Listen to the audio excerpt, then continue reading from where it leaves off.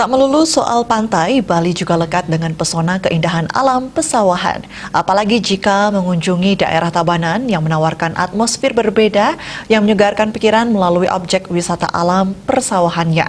Terkenal dengan agroturismenya, terasering sawah berundak-undak dan tertata indah bak lukisan alam menjadi daya tarik bagi wisatawan yang ingin mencari sisi lain Bali. Salah satu desa di Tabanan yang juga memiliki potensi wisata alam adalah Desa Angseri yang terletak di Kecamatan Batu Riti. Desa yang berada dekat dengan kaki Gunung Batu Karu tak hanya menawarkan pemandangan alam, namun juga wisata air panas dan pengembangan wisata kreatif lain seperti areal berkemah untuk ekoturism. Menyadari potensi Desa Angseri, PLN UID Bali mendukung pengembangan desa dengan memastikan kebutuhan listrik seluruh pelanggan terpenuhi, baik untuk kebutuhan rumah tangga maupun pengembangan usaha seperti peternakan, perikanan, pertanian, pariwisata, hingga UMKM. Tak hanya memperluas jaringan untuk memenuhi kebutuhan listrik, utamanya di kawasan perbukitan, PLN melalui program PLN Peduli telah memberikan bantuan sambung listrik usaha peternakan, yakni kandang sapi dan kandang babi.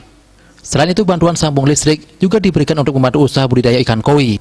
Dukungan lain di bidang pertanian, PLN menyediakan peralatan hidroponik dan instalasi listrikannya sehingga masyarakat memiliki pilihan lain dalam mengembangkan usaha pertaniannya.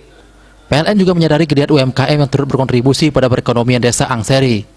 Oleh karenanya, PLN turut memberikan bantuan peralatan elektronik serta pelatihan digital marketing untuk meningkatkan produktivitas dan daya saing pelaku usaha setempat.